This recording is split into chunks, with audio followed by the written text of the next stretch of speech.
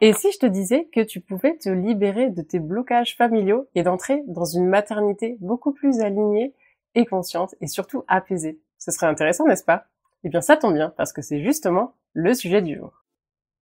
Bienvenue dans les ondes d'origami.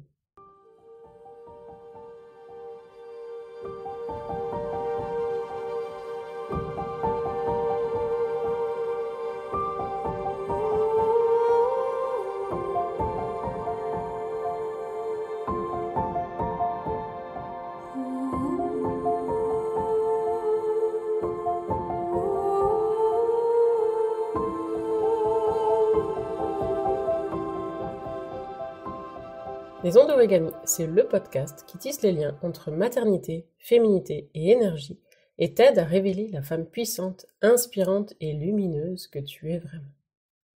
Alors dans l'épisode numéro 5 des ondes d'origami, nous avons parlé de la question de la transmission et de la maternité via cette transmission et sous l'angle un petit peu particulier du rapport à l'argent que transmettrons à notre enfant sur l'argent et comment ça impacte sa vie demain. Et aujourd'hui, on va l'aborder sous un thème légèrement différent, qui est celui du bagage émotionnel et des blocages familiaux que transmettons à son enfant sous cet angle-là. Et nous avons le plaisir de le faire à deux voix, puisque j'ai l'immense plaisir d'accueillir Mélanie Richtertz, qui est kinésiologue. Bonjour Mélanie. Bonjour Anna. Mais d'abord, si tu ne l'as pas encore fait, télécharge ton rituel bien-être personnalisé à ton dosha, qui est ton énergie principale en Ayurveda. Parce que oui, souvent tu peux te sentir fatigué, lessivé, alors même que ta journée n'a pas commencé, mais parce que tu fais tout le cycle à l'envers. C'est pas adapté à ta nature profonde. Donc, en faisant un mini test de personnalité gratuitement sur Origami Mama, tu reçois ton rituel de bien-être qui est personnalisé, qui correspond à ton énergie principale. Et ça va te permettre de vraiment réveiller ton énergie et de rayonner à nouveau. Alors Mélanie, je voulais d'abord commencer par te demander de me donner un petit peu ton parcours et de me dire pourquoi est-ce que tu as finalement commencé à t'intéresser à la kinésiologie. Quel est finalement ce lien avec la transmission familiale qu'on peut faire? Alors moi, j'étais infirmière pendant 15 ans. Je suis passée par la case burn-out et c'est là que j'ai eu l'occasion de réexpérimenter la kinésiologie. J'ai connu la kinésiologie en début de formation d'école d'infirmière. J'avais quelqu'un dans ma famille en fait qui pratiquait la kinésiologie, donc c'est pas quelque chose qui m'était étranger. Par contre, moi j'étais dans ma lancée pour faire mes études d'infirmière, donc je suis restée là-dessus. Puis c'est finalement le contexte du burn-out et de la thérapie du coup qui m'a remis la kinésiologie sur mon chemin. Puis c'est là que je me suis dit qu'effectivement ça faisait un beau trait d'union avec ma profession précédente, où j'avais trouvé quand même qu'il me manquait quelque chose pour faire le lien entre le corps et le psychique et l'émotionnel. Et c'est du coup pour ça que j'ai choisi la kinésiologie. Ça me permet justement d'allier autant le cœur que la tête avec le corps. Et en quoi la maternité, est-ce que ça réveille certains blocages émotionnels ou familiaux que l'on pensait avoir oubliés? Alors la maternité, c'est un moment qui est quand même très charnière dans une vie, surtout la première, mais toutes finalement. On va avoir tendance à rejouer notre propre naissance au moment où on va mettre nos enfants au monde. Et émotionnellement, forcément, c'est une grosse charge. Ce qui fait que y a beaucoup de choses qui peuvent se rejouer et donc se jouer pour nous en tant que maman. Et pourquoi est-ce que c'est important d'explorer sa propre histoire familiale quand on devient parent? Alors souvent, ça va mettre en lumière justement des choses qui n'ont pas forcément été réglées dans les générations précédentes et dans notre propre histoire aussi. Du coup, ce qui est important là-dedans, c'est de pouvoir faire la différence entre ce qui nous appartient à nous, ce qui se joue pour nous et ce qui va se jouer pour notre enfant. C'est important déjà de pouvoir se connaître soi pour pas superposer notre histoire sur l'histoire de notre enfant. Ouais, mais justement, tu dis en fait superposer notre histoire et se connaître soi, parce qu'on entend finalement beaucoup le terme de on porte les blessures de ses ancêtres, on porte le poids finalement de quelqu'un d'autre, donc un héritage que l'on a reçu et qu'on n'a pas forcément demandé. Est-ce que tu peux nous expliquer un peu ce phénomène? Ce qui se passe déjà, c'est que d'un point de vue très individuel, nos émotions, alors elles naissent dans notre cerveau, mais elles vont se manifester dans notre corps. Donc quand on va ressentir une émotion, il va y avoir une sécrétion hormonale qui diffère d'une émotion à l'autre. Les hormones sécrétées par la peur, c'est pas les mêmes hormones qui sont sécrétées par la joie, et c'est ce qui nous permet de faire la différence entre une émotion et une autre, parce que ça va se manifester différemment dans le corps. quand il y a une manifestation corporelle, il va y avoir une modification de la physiologie de notre corps. Et la modification de cette physiologie peut, à un moment donné, imprimer quelque chose au niveau de notre corps et donc de notre ADN. Ça veut dire qu'au finalement, on peut imprimer les peurs, les doutes, les traumas aussi des personnes qui ont été dans notre lignée. Tout à fait. Ce qui se passe, c'est que l'émotion, sa mission, son rôle, c'est de nous transmettre un message.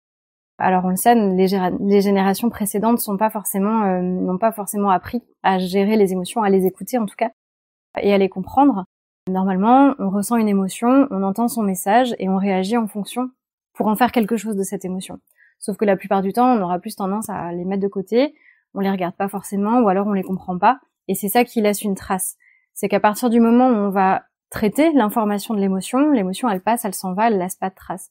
Mais quand on la traite pas, c'est là qu'il y a un impact sur notre organisme et qui peut se transmettre de génération en génération. Ouais, c'est hyper important ce que tu dis parce que moi j'avais toujours connaissance du fait qu'une émotion ça durait à peu près 1 minute 30, le ressenti en tout cas de cette émotion-là, et finalement, cette minute 30, elle peut rester très très très très longtemps dans notre corps et s'imprimer. Donc c'est hyper intéressant. Ce qui se passe à ce moment-là aussi, c'est que notre cerveau en plus ne fait pas la différence entre quelque chose qu'on va vivre, quelque chose qui est de l'ordre du souvenir ou quelque chose qui est de l'ordre de la projection ou du scénario. Donc en fait, on peut prendre l'exemple de je vais avoir un entretien avec mon patron, je vais ressentir de la peur. Je passe l'entretien, j'ai toujours cette peur qui est là. Et puis derrière, je vais repenser à cet événement-là. Et en fait, j'entretiens l'émotion parce que j'en fais rien finalement. Donc je la subis et c'est là qu'elle va s'installer et qu'à un moment donné, elle peut se transformer même en quelque chose de chronique. Et c'est là qu'on va avoir des traces au niveau de notre organisme, déjà de nous à nous avec nos propres émotions, mais qu'en plus on peut les transmettre à nos enfants si on n'en fait rien. Ouais, d'accord. Et est-ce que justement ces émotions, tu fais un lien entre les émotions et les douleurs chroniques qu'on peut ressentir, ou bien certaines maladies chroniques aussi? Est-ce qu'il y a un lien finalement? Alors c'est vrai qu'on va avoir tendance à parler de douleurs chroniques ou de maladies chroniques, mais finalement le moindre petit symptôme dans notre corps, le moindre petit signe, est déjà un message en soi. Le corps, il est vraiment là pour nous aider à avancer et on devrait en faire un allié, ce qui n'est pas toujours le cas. Ou en tout cas, on l'écoute pas toujours. Sauf qu'effectivement, moi j'ai beaucoup de personnes qui viennent me dire, alors qu'ils viennent peut-être pour une problématique émotionnelle, mais quand j'interroge le corps en me disant est-ce que vous avez des douleurs, est-ce qu'il y a des ressentis, des choses qui reviennent, des choses qui, malgré des consultations médicales, des séances de kiné, d'ostéo, il y a des douleurs qui restent, etc. C'est déjà une manifestation qui a une impression émotionnelle au niveau de l'ADN. Donc je disais tout à l'heure, les émotions qu'on va pas traiter, elles vont s'installer en fait au niveau de l'organisme et elles vont laisser une trace au niveau de notre corps, au niveau de notre ADN, mais pas forcément dans tout l'ADN. Et du coup, ça peut être très ciblé. Par exemple, on peut avoir des gens qui vont avoir une douleur en particulier à un endroit du dos. Tout le monde n'a pas les mêmes douleurs, tout le monde n'a pas les mêmes maladies. Et quand on interroge la symbolique de ces maladies, on se rend compte que ça a vraiment du sens. Donc oui, effectivement, il y a vraiment un lien. Il y a toujours une part, en tout cas c'est ce qu'on dit en kinésiologie, il y a toujours une part émotionnelle dans un symptôme physique. Ouais, puis d'ailleurs on dit toujours en avoir plein le dos. Exactement. Voilà, il y a certaines expressions qu'on utilise et qui sont finalement ça me prend la tête. Ouais, ça me prend la tête, les bras m'en tombent. Il y en a plusieurs comme ça qui sont vraiment très ça, liés. Je le sens pas. Et effectivement, ça se manifeste énormément dans notre langage. Et ça, c'est intéressant aussi en séance, pendant toute la partie d'entretien, d'écouter le choix des mots des gens, c'est jamais anodin. Et ça donne déjà des petits indices sur ce qui peut se cacher derrière. Ouais, le langage des oiseaux, je crois qu'on appelle ça comme ça. Ouais. Et dans ce sens, du coup, est-ce qu'on peut aussi hériter de certaines émotions, peurs, croyances ancestrales, mais de quelqu'un qui n'est pas dans notre lignée? Est-ce que c'est possible? Alors en général, c'est plutôt quand même dans la lignée. Mais ça peut être la lignée autant maternelle que paternelle, parce qu'on a tendance à peut-être croire à tort que c'est beaucoup les mamans qui vont transmettre, mais on a de l'ADN de nos pères aussi. Et donc effectivement, ça peut être dans toute la lignée, dans les générations précédentes. Il y a aussi des choses qui peuvent s'imprimer même symboliquement avec des gens de notre famille qui sont pas forcément dans la lignée directe, des oncles, des tantes, parce que ça fait partie de l'histoire familiale. Et quant au transgénérationnel ou à la mémoire collective, je pense notamment, c'est des femmes qui ont subi des agressions sexuelles dans l'histoire de manière générale. Est-ce que nous, on peut porter une mémoire de ça dans notre corps? Oui, tout à fait. Il y a déjà la partie strictement structurelle, j'ai envie de dire, avec notre propre ADN. Mais effectivement, on porte aussi des mémoires parce que dans l'inconscient collectif, il y a des choses qui s'inscrivent. Il y a des événements qui s'inscrivent, il y a des traumatismes dans l'histoire avec un grand H qui fait que émotionnellement ça laisse des traces. Donc oui, on porte aussi ça. Pourquoi est-ce que la maternité, c'est souvent un déclencheur, finalement, de ce qui fait remonter nos blessures intérieures? Alors déjà, il y a la partie hormonale, hein. On sait que on vit quand même des gros chamboulements hormonaux à ce moment-là. Et justement, chaque émotion va avoir une manifestation hormonale. Ce que je disais tout à l'heure, ce qui permet effectivement de comprendre la manifestation corporelle. Donc forcément, on peut imaginer qu'avec tous ces chamboulements hormonaux, ça va faire remonter des émotions en particulier à ce moment-là. Et c'est là qu'on va pouvoir mettre en lumière justement des choses dans notre histoire et dans notre lignée qui n'ont pas forcément été réglées. Et je voulais te poser une question un petit peu éloignée du sujet, mais qui a peut-être son importance. Est-ce que un moyen de contraception hormonale peut jouer sur ça, finalement, sur ces réponses hormonales que nous on peut donner et sur les mémoires qu'on peut revivre via cet enjeu des hormones? Alors moi, je pense qu'il y a de ça aussi, effectivement, le fait que je pense qu'aujourd'hui, on fait quand même partie des générations où on prend une contraception relativement tôt. En général, au moment de l'adolescence, pas tout de suite au début, mais quand même à ce moment-là, où émotionnellement, on n'est pas complètement construit, j'ai envie de dire. En tout cas, il n'y a pas quelque chose de très apaisé au moment de l'adolescence. Et ça vient déjà couper quelque chose de la prise de conscience, finalement. Parce que ça va couper effectivement une partie de nos hormones. En tout cas, ça va modifier ça. Et donc forcément, le ressenti émotionnel derrière, il est biaisé. Donc c'est des questions qu'on va pas forcément se poser. Alors évidemment, au moment de la maternité et même avant, au moment où on arrête notre contraception, il y a déjà quelque chose qui se remet un petit peu en route et qui se reconnecte à cette émotion de la maternité, à cet émotionnel de la maternité en général. Est-ce qu'on peut même dire que nos enfants sont des révélateurs de nos propres blessures? Ah souvent il y a un effet miroir, hein. Donc effectivement, quand on va les voir agir, on va les regarder faire, on se dit ça va automatiquement mettre en lumière, effectivement, ça va nous confronter finalement à des choses qu'on n'a pas forcément voulu voir avant. Et puis, il va y avoir une sorte de résonance aussi entre leurs comportements, ce qu'ils peuvent nous dire, la manière dont ils vont se comporter, effectivement, les attitudes qu'ils vont avoir, qui vont venir toucher aussi nos blessures quelque part et qui vont venir peut-être les raviver. Et souvent, ils sont très très forts pour aller appuyer là où nous, on a des choses à régler, effectivement. Ouais, ou peut-être, finalement, nous, on le remarque plus parce que, justement, on est sensible à certains types de comportements plus qu'à d'autres. Une autre personne dans la même situation aurait réagi différemment parce que elle a vécu des blessures qui sont différentes dans sa propre histoire, que ce soit celle-ci au cours de cette vie-ci ou au cours d'une vie antérieure. On peut avoir, tout un bagage qui est différent et un même comportement peut être analysé de façon vraiment différente par deux personnes différentes. Donc, est-ce que, c'est un miroir de nos propres blessures ou est-ce que finalement, c'est juste notre perception qui est un petit peu biaisée parce qu'elle est orientée déjà vers un type de blessure. Donc voilà, ça, je laisse à chacune le soin d'aller vérifier dans sa propre histoire. Tout à fait. Et en tant que maman, comment identifier si une difficulté que l'on vit provient d'un blocage qui est personnel ou plutôt d'une transmission familiale, de quelque chose qu'on a hérité? Alors déjà, je pense qu'il faut avoir un peu de recul sur soi-même pour pouvoir faire la différence entre qu'est-ce qui appartient à mon enfant, parce qu'ils ont aussi leurs propres émotions qui leur appartiennent qu'à eux et qui n'ont rien à voir avec nous. Alors forcément, souvent, ça fait un peu écho parce que il y a cette empathie qu'on a envers notre enfant et puis dans les premières années de vie, il y a cette fusion aussi, notamment émotionnelle, qui fait que on a du mal aussi à faire le tri entre qu'est-ce qui appartient à l'enfant, qu'est-ce qui appartient à soi. Je pense que la première clé, c'est effectivement de travailler sur soi, de se poser les questions. Pourquoi moi ça me fait réagir ça? Est-ce que le comportement de l'enfant vient impacter des valeurs qui me sont chères? Et à ce moment-là, c'est de l'éducation. Est-ce que ça vient mettre en lumière justement quelque chose que moi j'ai pas réglé? Et si moi je l'ai pas réglé, est-ce que ça vient de plus haut? Ouais. Et comment est-ce que la kinésiologie permet d'identifier et de libérer ces blocages transgénérationnels? Alors la kinésiologie, c'est une pratique qui va utiliser le test musculaire pour aller faire parler le corps de ce qu'il y a dans notre inconscient et dans notre mémoire émotionnelle. Donc ce test musculaire, c'est simplement une impulsion qu'on va donner sur un muscle. Le muscle envoie une information au cerveau et notamment à l'inconscient. L'inconscient, il est binaire. L'inconscient, il va nous dire soit ça représente du stress, soit ça représente pas de stress.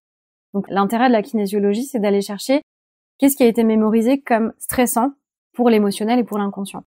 Donc évidemment, l'utilité, c'est justement d'aller chercher dans l'histoire de la personne ce qui a représenté du stress. Et ensuite, on fait le lien en conscience avec ce qui se passe, ce qui se joue dans la vie aujourd'hui. De soi-même ou de son enfant? Ça peut être l'un ou l'autre, ou les deux. Ouais, et ce qui m'amène tout droit à ma prochaine question, est-ce qu'on peut consulter pour son enfant? Alors c'est souvent un motif de consultation. Effectivement, il va y avoir une difficulté sur le sommeil, une difficulté alimentaire par exemple, ou même des difficultés de comportement, de canalisation des émotions, etc., qui vont amener les parents à consulter. Et souvent, c'est plus facile de prendre un rendez-vous pour son enfant plutôt que pour soi, mais souvent les problématiques sont reliées. Ouais, et puis on prend conscience aussi, et peut-être qu'on conscientise tout simplement au moment du rendez-vous qu'on a pris pour son enfant, qu'il y a finalement quelque chose aussi sur soi à aller chercher. Ouais, complètement. Ouais, moi j'avais consulté justement un kinésiologue quand ma fille cadette avait 2 ans, parce que elle faisait toujours pas ses nuits, mais c'est-à-dire qu'elle se réveillait 5-6 fois par nuit à ce moment-là, et moi je travaillais déjà depuis un moment, j'avais repris, et c'était l'enfer, hein. C'était l'enfer, je n'en pouvais plus, j'ai tout essayé, et c'est vrai que ce test musculaire dont tu parles, c'est vraiment super intéressant, quoi, parce que ce kinésiologue a vraiment réussi à trouver l'événement clé qui a généré chez moi énormément de stress, que moi je me souvenais quasiment plus en fait, Ouais. finalement. Et ça a permis de débloquer quand même pas mal de trucs. Donc là, après cette séance-là, franchement, on est passé à, je crois, un réveil par nuit, ce qui était pour moi merveilleux. Et vraiment, c'est bluffant. Faut le tester. Et ce qui est intéressant, c'est que dans une séance, forcément, le parent va accompagner son enfant. On part du principe que c'est l'enfant qui a une problématique. Et ce qui se joue à ce moment-là aussi, c'est que le parent, il est spectateur de la séance. Et du coup, il prend du recul aussi.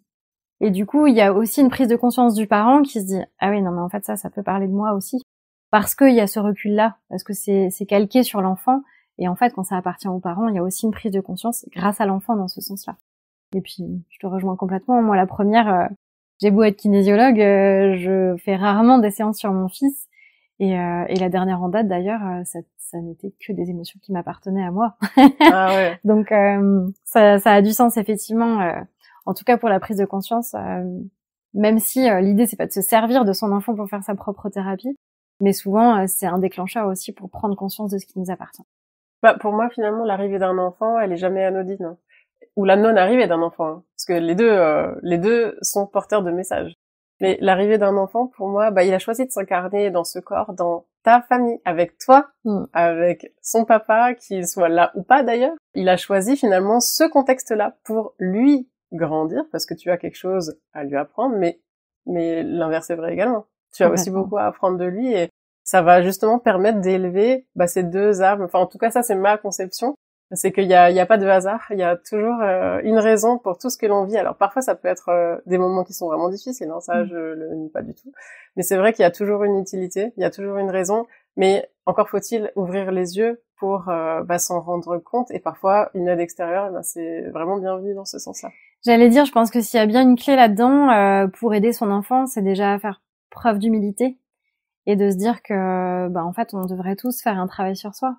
Et que, alors même si c'est l'enfant qui vient être révélateur de ça, c'est bien de se dire aussi, là, seul, j'y arriverai pas. Et qu'il n'y a pas de hiérarchie aussi entre nous, parents, et ces petits individus, qui sont des individus à part entière, et que, effectivement, nous, on leur apprend plein de choses, mais eux, ils sont de fantastiques formateurs sur nous-mêmes également. Ouais, j'aime bien dire que c'est vraiment un catalyseur incroyable de développement personnel, la parentalité. Et comment est-ce que on peut rompre la chaîne et arrêter de transmettre certaines peurs ou certaines croyances limitantes à son enfant? Alors moi, je vais parler de mon domaine, hein, forcément. Il y a plein de techniques de développement personnel qui sont très utiles et qui fonctionnent très bien. En kinésiologie, le but, c'est d'aller rassurer cette partie émotionnelle et rassurer cette partie inconsciente pour transformer finalement l'histoire. On va pas changer le cours des choses. Par contre, on peut changer l'impact émotionnel. Et c'est ça qui change tout, et c'est ça qui permet de libérer autant nos enfants de ce que nous on porte et ce qu'on leur a donné, mais ça libère aussi les générations précédentes dans la lignée. Est-ce que tu as des exemples de transformations concrètes de personnes, plutôt des mamans en général qui consultent, qui ont réussi à se libérer d'un fardeau familial grâce à cette approche de la kinésiologie? Alors j'ai un exemple en particulier qui m'a beaucoup touchée, c'était une jeune maman qui est venue avec son fils de 3 ans à peu près, qui avait des soucis d'alimentation. Et en fait, elle avait consulté des médecins, elle était allée voir des diététiciens, elle a vu plein de paramédicaux avant de venir me voir, et tout le monde lui disait vous inquiétez pas, ça va se faire avec le temps, ça va s'arranger, votre enfant il est en bonne santé. Elle sentait qu'il y avait quelque chose qui allait pas.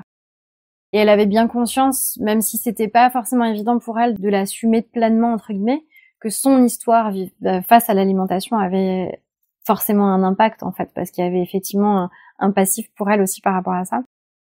Et en fait, une seule séance a suffi de mettre plein de choses en évidence de ce qui appartenait à l'enfant et de ce qui lui appartenait à elle. Donc finalement, quand on fait une séance sur un enfant ou pour un enfant sur le parent, il y a forcément des répercussions dans toute la sphère familiale. Et du coup, ça l'a beaucoup aidé lui, parce qu'en une séance, il a commencé à manger normalement et du coup, il y a plus de soucis de ce côté-là. Mais elle, ça l'a beaucoup aidé aussi. Et comment est-ce que une maman peut s'assurer finalement qu'elle transmet les valeurs et des schémas positifs, en tout cas ce qu'il faut transmettre à son enfant, plutôt que ses peurs, ses croyances limitantes, ses blocages, ses blessures? Encore une fois, pour moi, c'est le questionnement, déjà. Le questionnement sur soi et de se dire, ok, est-ce que ça m'appartient? Est-ce que c'est lui? Est-ce que c'est sa problématique à lui uniquement? De l'humilité et de la remise en question. Je pense que le secret, c'est vraiment de pouvoir s'autoriser à dire, ok, ça m'appartient. Et ça, qu'est-ce que j'en fais? Et de prendre la responsabilité de transformer ça pour soi. Et ça aura toujours un impact positif sur son enfant. Oui, et de sortir alors finalement de ce modèle de perfection, parce qu'on s'épuise à vouloir être des femmes parfaites. On est super conditionné pour être performante, pour être la femme idéale, être dans le rôle de maman parfaite, le rôle de femme parfaite, d'amante parfaite, de directeur d'association parfait, de ce qu'on veut en fait derrière, de salarié parfait. Mais il faut prendre aussi ce recul-là, prendre de la hauteur pour se rendre compte que finalement non, on n'est pas parfait et c'est ok, ça c'est vraiment le message qu'il faut faire passer. Ouais. C'est ok de sortir de cette perfection et de cette culpabilité là aussi. Mais ça c'est important aussi de porter cette voix-là, je pense, parce qu'effectivement on est quand même baigné dans les réseaux sociaux qui nous prônent justement cette perfection, toutes ces injonctions de la société en tant que femme, en tant que mère, et c'est important effectivement de se rendre compte. Déjà, je pense que d'en parler avec des copines, la voisine, même nos mères, ça peut être plutôt chouette de se dire que en fait absolument personne n'est parfait dans ce rôle-là, peu importe ce qu'on montre sur les réseaux et compagnie, et puis de s'apporter de l'indulgence, quoi, parce qu'effectivement à partir du moment où on y met une intention positive et qu'on y met de la bienveillance et qu'on y met de la douceur, on fera jamais les choses parfaitement, mais si on pense que sur le moment c'est la meilleure des choses, c'est de toute façon l'expérimentation qui nous montrera si on a eu raison ou pas. Donc effectivement, il faut se dire que on fait du mieux qu'on peut, et puis c'est parfait comme ça. Ouais, et puis ça m'amène vraiment à une réflexion sur l'énergie féminine qu'on porte. Alors c'est pas une énergie qui est propre aux femmes, c'est une énergie qu'on a nous en tant que femmes, mais on est aussi doté de cette énergie masculine qui est un peu le pendant. Et un homme a les deux énergies aussi. Et cette énergie féminine, elle nous apporte finalement aussi cette idée de compassion et de bienveillance avec soi-même.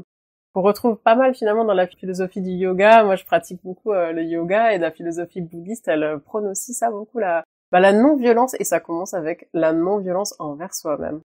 Ça aussi, c'est important dans la maternité parce que finalement, on est très très forte pour apporter ça à nos enfants en général. Du coup, on est capable de le faire. Donc autant commencer par soi, parce que ça va amener de la douceur au final, autant pour nous que pour nos enfants dans tout ça. Ouais. C'est hyper intéressant comme réflexion, ouais, c'est vrai. Et puis on a plus tendance à se flageller, alors qu'en fait, on sait parfaitement faire, hein. On sait. Et c'est ce qu'on fait pour nos enfants aussi. On a de l'indulgence. On va leur dire que oui, c'est pas parfait. T'as pas eu 20 sur 20, c'est pas grave. T'as pas gagné ton match de foot, c'est pas grave. Puis t'as pas réussi cette épreuve-là, c'est pas grave. Et puis on est là-dedans, donc on sait le faire, mais on l'applique rarement à soi-même. Donc je pense que une autre clé, c'est de commencer par soi. Et comment apprendre à écouter son enfant sans projeter sur lui nos propres peurs et attentes inconscientes? Encore une fois, faut travailler sur soi. Je pense qu'il y a pas meilleure solution que de la prise de conscience et de déjà effectivement se regarder soi en fait. Et c'est ça qui nous permet de faire la différence entre qu'est-ce qui m'appartient et qu'est-ce qui lui appartient à lui. Il y a un bon exercice, c'est de nous écouter parler aussi. Et de se dire ok, en fait quand il va avoir une représentation, je sais pas moi, de théâtre pour la kermesse de l'école, de se rendre compte que finalement moi j'ai peut-être peur pour lui, mais si lui il a l'air hyper zen, c'est là qu'on peut se dire ok, cette peur-là elle m'appartient à moi, et je vais éviter de lui dire mais t'es sûr que t'as pas peur, parce que là on va créer un sentiment d'insécurité et là on va transmettre cette peur-là. Donc effectivement de rester chez soi dans son émotionnel pour pas que ça déborde sur son enfant. Et de l'observer aussi. Ouais. Et quand on est dans le schéma inverse, justement, alors tu prends l'exemple de la kermesse. Ça c'est pareil, je pense qu'effectivement l'important c'est de pouvoir l'écouter en fait. l'observer déjà et d'essayer de comprendre ce qui se joue pour lui. Parce que nous aussi, on a notre regard avec nos prismes d'adultes, où on se dit, bah, c'est pas si terrible que ça, mais pour un petit enfant, ça peut être une montagne, en fait, à gravir, quoi. Donc, effectivement, de remettre l'individu au centre, que ce soit nous ou lui, et de se dire, ok, mais qu'est-ce qui se passe pour toi à ce moment-là? Alors, peut-être que c'est pas mon émotion, mais comment je peux l'accompagner là-dedans? Et est-ce qu'on peut utiliser des outils de kinésiologie pour améliorer, finalement, sa relation parent-enfant? Alors, en kinésiologie, il y a plein de protocoles, il y a plein d'outils. J'aurais pas un outil précis.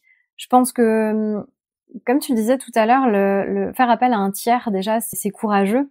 Et je pense que c'est salutaire, parce que la tierce personne, quelle qu'elle soit, et peu importe le thérapeute, va permettre de prendre du recul et de la hauteur sur la situation pour avoir une vue un peu plus globale.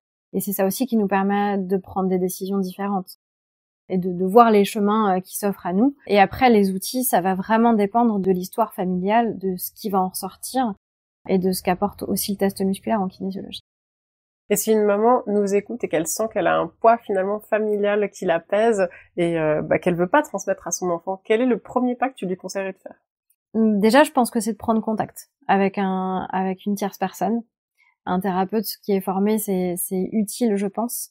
Ne serait-ce que de poser la question. Le pas le plus difficile à faire, c'est de prendre le rendez-vous. Mais parfois, juste un coup de fil, de se dire, tiens, cette thérapeute-là, ce thérapeute-là, je sens qu'il y a un feeling, je vais déjà au moins prendre contact. Ça permet déjà d'avoir un pied dans l'accompagnement. En général, quand le premier pas il est fait, les autres ils suivent tout ça. Et où est-ce qu'on peut te retrouver et trouver tout le détail de tes accompagnements? Mon cabinet est sur Plopsheim. Je suis également ici à l'espace comme là à Ilkirch tous les lundis. Le reste de la semaine, du coup, c'est à mon domicile à Plopsheim. Et puis pour les informations, je vous donnerai l'adresse du site internet. Bien, j'ai envie de te dire un grand merci pour cet échange hyper enrichissant. J'espère qu'il vous a nourri autant qu'il m'a nourri moi. Toutes les coordonnées de Mélanie sont dans la description de la version vidéo de cette interview que vous pourrez retrouver sur YouTube. Et moi, j'ai envie de vous dire merci infiniment pour votre écoute fidèle et à la prochaine pour un nouvel épisode.